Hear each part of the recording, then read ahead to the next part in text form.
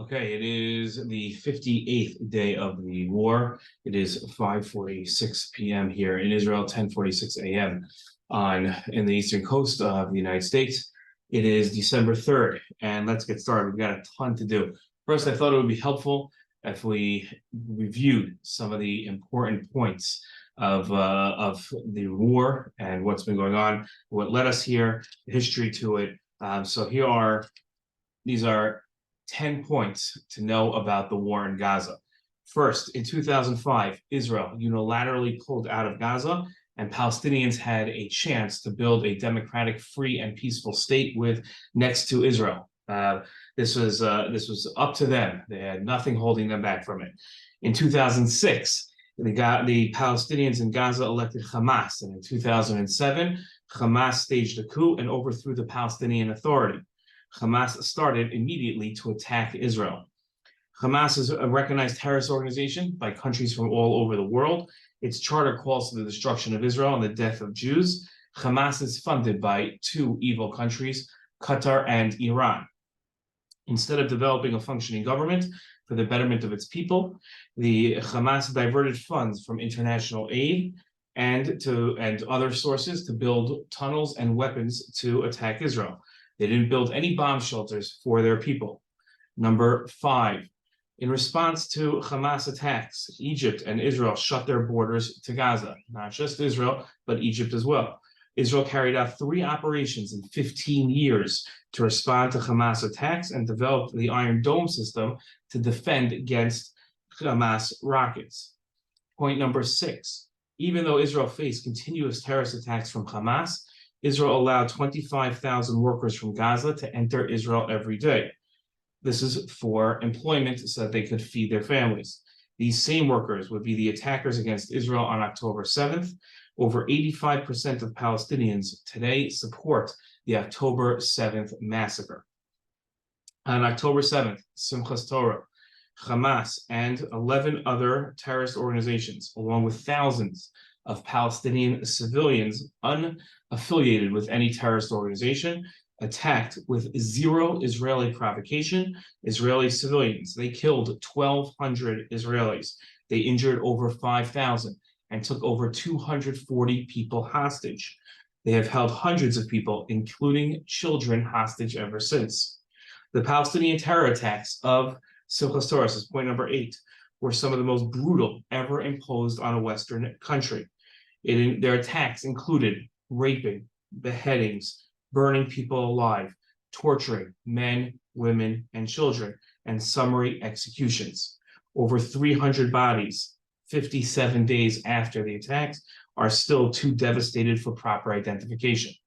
Point number 9, in response to this massacre, Israel has declared war on Hamas and Palestinian terrorists in Gaza. They have gone further. Israel has gone further than its legal responsibility under international law to protect innocent lives in Gaza. Israel is using its superior weapons and skills to eliminate its enemies.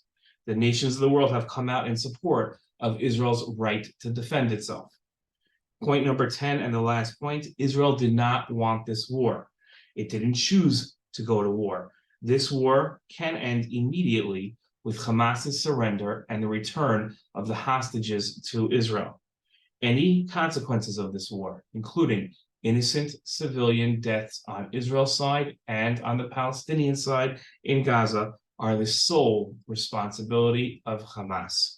10 points to remember about this war. Okay, let's go on to good news. The good news is the ceasefire has ended. I know we were always counting the ceasefire as good news, but really ceasefire on, ceasefire off, both of them are good news because both of them have good points to them. Hamas refused on Friday afternoon to give women that they had promised women hostages back to Israel, and then they began firing rockets at Israel. No one is sure as to why Hamas broke the ceasefire. Hamas unequivocally, everybody agrees, were the ones to break the ceasefire. But it's very hard to get into the minds of terrorists who massacre human beings. So one shouldn't think, well, why would they do this? You're probably not going to be able to figure it out. 60 simultaneous airstrike attacks occurred at the beginning of Israel's retaliation against Hamas and beginning of the war again. Han Yunis, one of the bigger cities in Gaza in the south, which has to this point had not been touched by Israel, was named a war zone. So too was Rafah, another city in the south. 200 Hamas terrorists were killed in those first couple of hours of the battle. There was another huge operation at the same time going on in Yemen. Both America and Israel fought and staged an attack against the Houthi rebels in Yemen. These are the ones that are firing the rockets and supplied by Iran. The Houthis fired missiles, 2 missiles at U.S. ships. These are missiles that fly at very fast speeds, and they only had to cover 19 miles. They missed. Immediately, Israeli F-35s took off from air bases inside of Israel and began attacking Houthis inside of Yemen, especially the capital city of Yemen, and terrorists were killed. Hezbollah also began attacking. IDF hit tons of Hezbollah spots simultaneously, killing hundreds of Hezbollah members. This was one of the most devastating days for Hezbollah since the start of the war. Over 800 tunnels have been found by the IDF since the start of the ground operations in Gaza. Over 500 of them have been destroyed. Israel has conducted 10,000 airstrikes since the beginning of the war. Hezbollah fired against Israel today and injured 11 soldiers. Israel is hitting Hezbollah hard again today. Hamas has been hiding missile launchers. If you've been seeing that there have been missiles being fired at Israel over the last couple of days since the resumption of attacks, they fire from cars and bring the cars back into their buildings. Israel has been identifying these spots and have been wiping them out. Since the start of the war, 5,300 members of Hamas and Palestinian terrorists have been killed by Israel. That's an estimation. It's not exact. When you hear numbers coming out of Gaza, they are exaggerated. These numbers by the IDF are estimates. They're not exaggerations. They're estimates, and they're probably very close to realistic. Israel has been using bunker-busting bombs to destroy miles of tunnels, and each of these bombs could take out about a mile of tunnel itself. Hamas has begun using tunnels on the Egyptian border again, and Israel has been destroying them. Hezbollah admitted that they've lost tens of terrorists since the beginning of the ground operations.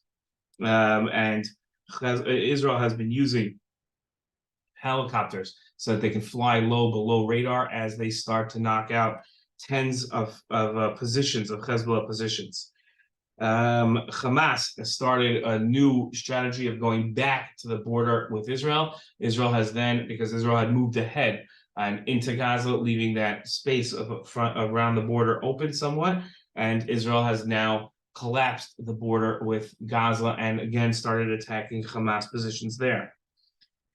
Israel has also begun raiding Judea and Samaria again, to Palestinian cities inside of Judea and Samaria, and taking out Hamas terrorists there. Another point of good news, and this is our last piece of good news, is that Haredim are ultra-Orthodox Jews, have started joining the IDF again in large numbers. This is very good. It's good for cohesion, and it's good for Israelis and Americans to know this. There are, unfortunately, we have lost 2 soldiers since resumption of fighting. 2 soldiers have died, and 4 have been injured. Some of the residents of the south have moved back. They've been told now with the resumption of fighting to evacuate back out of the south. Unfortunately, there's been some sticking points with America. No one's really sure how much of a sticking point this is, but America is saying that Israel will only win this war if they protect Gazan civilians, and that Israel might not have as much time as it imagines to conduct this war against Hamas because of the civilians that are dying. It is clear that America and Israel are looking at the definition of winning in two different ways. Not exactly sure what America's definition of winning is, but it's clearly different than Israel's, which is to knock out the Palestinian terror threat from Gaza. Israel's idea of winning is not winning over the people of Gaza. That seems to be an American goal. America has threatened, there's another piece of bad news, to deny visas to Israeli extremist settler citizens. They said that in a couple of weeks they're going to issue bans. This is almost comical and a joke. I look forward to seeing this list. I wonder if I'll be on it. I mean, obviously I can't because I'm an American citizen, but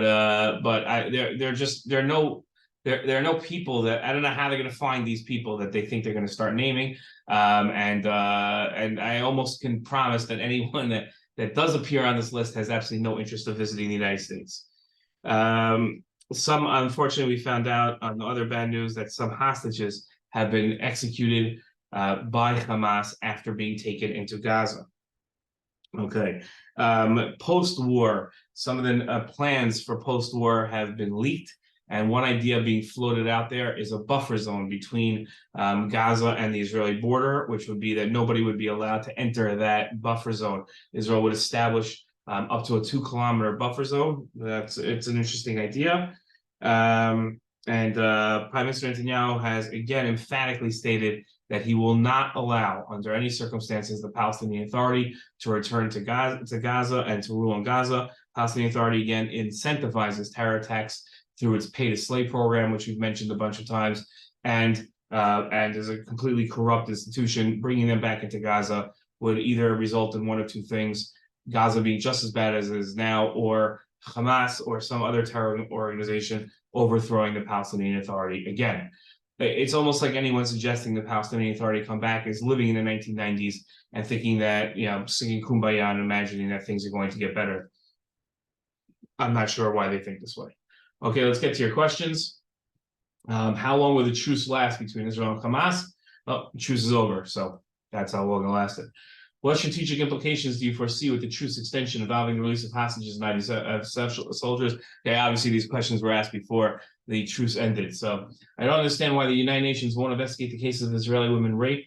There's so much proof as to what happened, but simply because they are Jewish, nothing is being done. Correct. It is a horrible situation. It's the disgusting nature of the United Nations, which is not built on truth. It's not built on righteousness or justice at all. It's built completely on politics. And therefore, if you're on the wrong side of the political spectrum, you do not get protection. Finally, after 57 days, the United Nations admitted that people were raped. They're not investigating, but they admitted that Israelis were raped and it was bad. What is Israel doing in response to murder of civilians in Jerusalem? Israel killed the terrorists, and they have started conducting more raids in Judea and Samaria, where there is a hotbed of terrorist activity. Do you think that there can be a major health crisis in Gaza due to the war? Sure, there could be. Anything could happen, but there has not been a major health crisis declared, nor is anybody saying that that's something that they should be worried about. Is Iran being removed as the leader of the United Nations Human Rights Council a possibility because of its ties to Hamas beliefs? No, in fact, Iran was named the head of the Human Rights Council, even though everybody understands its nefarious sponsoring of terrorism.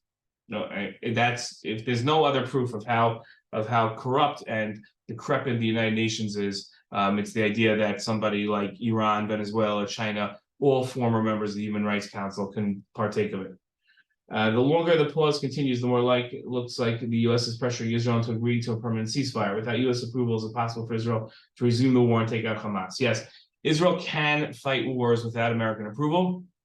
It's not as easy. America does have ways of pressuring Israel. It could go so far as to say that it won't resupply Israel, but Israel really does not have a choice here but to keep fighting. So I think American threats are only going to go so far. And then America has to ask itself, if it really wants to threaten to the point where, okay, that's it. Now Israel, you have a choice. You can give up or you lose our support. And then if Israel continues fighting, then it's sort of like the bluff that's called. And then what does America do? When it shows that America has no leverage over Israel, that's when it'll lose the confidence of Arab nations, and it'll lose the confidence of just about everyone in the world to see that America really has no teeth.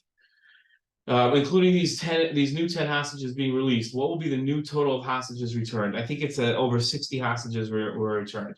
Yesterday, you spoke about another 50 hostages being released, but that's not going to occur, right? The only hostages released were right, correct. There's been 60 total, I think 60, maybe 70 total hostages released. Those are Israelis, not including foreigners that were released.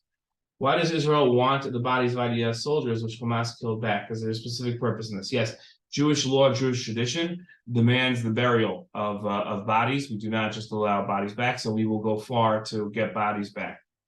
How will American soldiers interfering with Hezbollah affect the Israeli troops during the war? They won't. They'll be in coordination, so there won't be any effect. If the deal by Saudi Arabia and the UAE happens, who will be in control of the Gaza Strip? Also, why would there be a Hamas-free zones instead of just erasing Hamas completely, and how would Israel allow this? These are very good questions. I don't have answers to all of them. I don't have any questions to any of them, actually. I don't know. But I also don't foresee this deal really happening.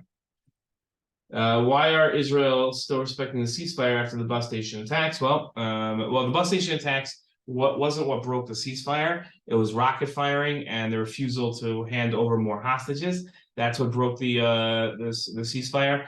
The attacks were done by people who had associated and once been members of Hamas, but they weren't sent by Hamas. So that's why Israel probably didn't consider it a breach of the ceasefire. At the same time, actually, now that I think about it, the attacks were after I'm pretty sure the attacks were after the ceasefire was already set to end. Does Israel know if Hamas has all the hostages, or do they know what other hostage groups have hostages? We know that Hamas doesn't have all the hostages.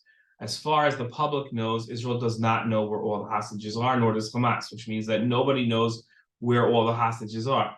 Compounding that problem is that we don't know everybody that's been taken hostage. So there are people that we're not sure if they're dead and they're one of the 300 unidentified bodies, or if they've been taken hostage. So that's another issue.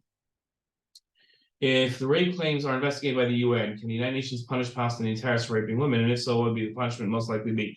So yeah, they could hand them over to something called the International Criminal Court, which would then have to arrest them and then put them on trial, and then they could jail them. If anybody can arrest Hamas members in Gaza, it would be the Israeli army, and the Israeli army is not interested in arresting them; they're interested in eliminating them. Is it possible the hostages that are saying nice things about Hamas are being forced to because they have someone close to them still being held hostage and Hamas threatened to hurt them?